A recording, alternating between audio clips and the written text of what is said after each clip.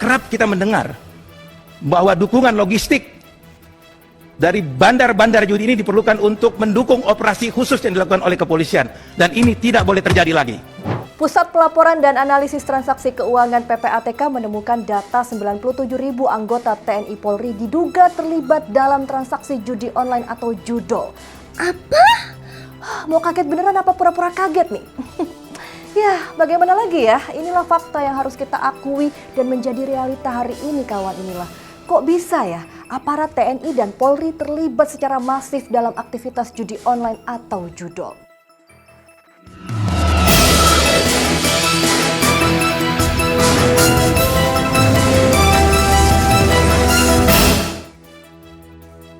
Selain aparat TNI dan Polri, PPATK juga menyebut sebanyak 461 pejabat negara termasuk DPR dan 1,5 juta pegawai swasta terlibat judi online. Bahkan Jaksa Agung Burhanuddin juga mengakui ada pegawainya yang terlibat dalam judi online. Duh, kacau ini.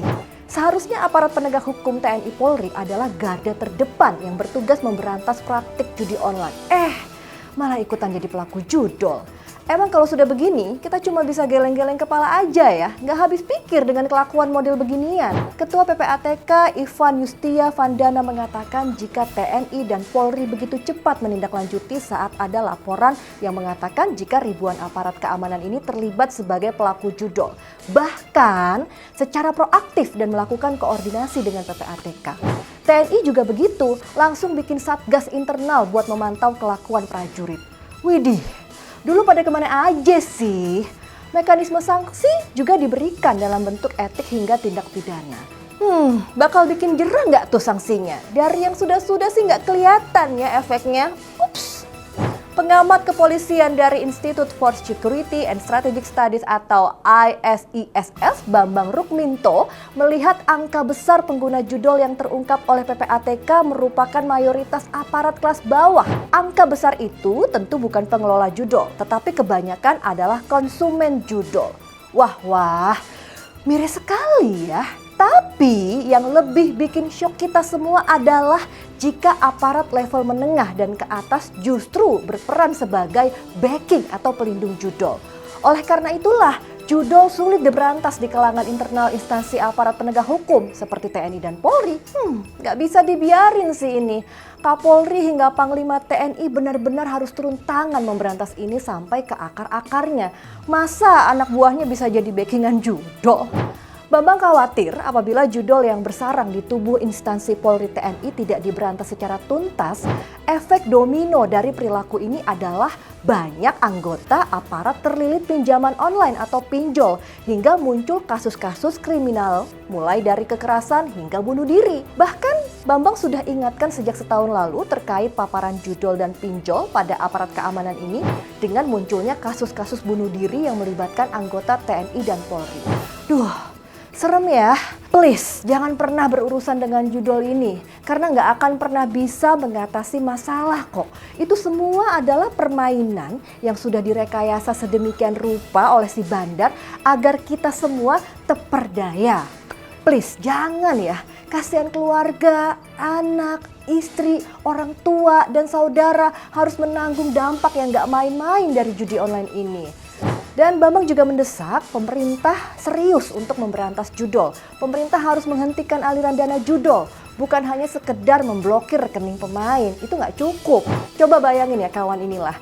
Dengan jumlah transaksi 300 triliun pada tahun 2023 lalu, sangat besar kemungkinan uang hasil judol masuk kemana-mana melalui pencucian uang. Jadi, langkah pengambilan aset dari kegiatan ilegal bin haram tersebut adalah langkah yang lebih substansial.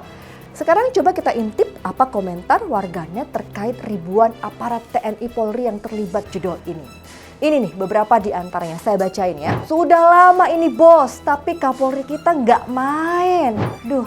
Emang selama ini nggak ketahuan ya? Apa emang sengaja dipelihara?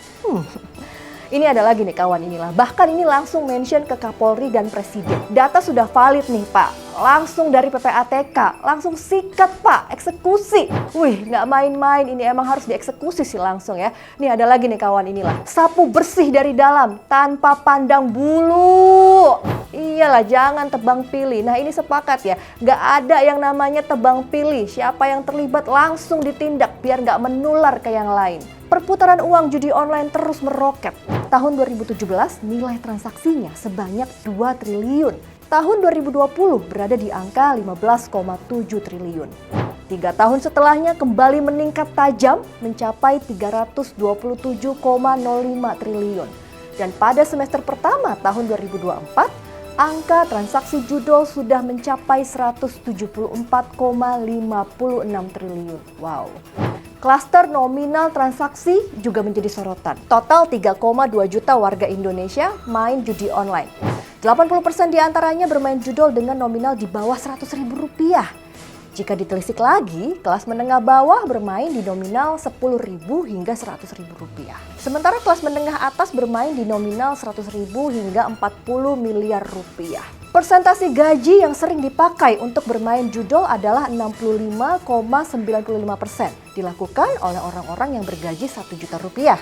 41,35% yang memiliki gaji Rp2 juta. 33,06% adalah mereka yang bergaji 2-5 juta rupiah. Sementara sisanya 34,68% adalah mereka yang bergaji sebesar 10-20 juta rupiah per bulan. Duh, miris banget ya. Kalau dulu orang yang gajinya 1 juta yang akan diguakan untuk bermain judi itu biasanya 100-200 ribu rupiah. Tapi sekarang 900 ribu buat judi online, sisanya buat hidup, kebalik. Jadi artinya semakin ediknya masyarakat bermain judi online. Dan berdasarkan usia, pemain judol didominasi oleh rentang usia 30-50 tahun sebanyak 1,6 juta orang. Usia 20-30 tahun sebanyak 520 ribu orang. Usia 10-20 tahun sebanyak 440 ribu orang.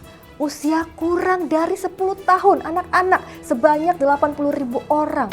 Jadi benar-benar ini anak-anak juga harus jadi perhatian khusus orang tua supaya jangan sampai terseret judol ngikutin orang dewasa ya, dipantau cara mainnya, pergaulnya anak-anak kita. Dan oke, tentunya baiklah kita tunggu ya komitmen penegakan hukum akan seperti apa dalam memberantas judol di dalam tubuh institusi penegak hukum. Karena memang nggak main-main nih. Kalau misalnya nggak bisa diberantas atau malah justru terlibat, Kapolri katanya siap mundur. Widih, bener ya Pak Kapolri, jangan sampai dinilai publik sebagai pernyataan heroik dan normatif ya Pak, apalagi cuma pencitraan. Soalnya didengerin seluruh warga negara loh Pak, jangan omon-omon aja ya Pak. Malu loh Pak sama Gunawan Satbor yang sudah Bapak tunjuk jadi duta judi online. Saya Restulandari pamit dan jangan lupa untuk like, comment, share, dan nyalakan notifikasinya untuk mendapatkan informasi seru dan menarik di inilah.com. Wassalamualaikum warahmatullahi wabarakatuh.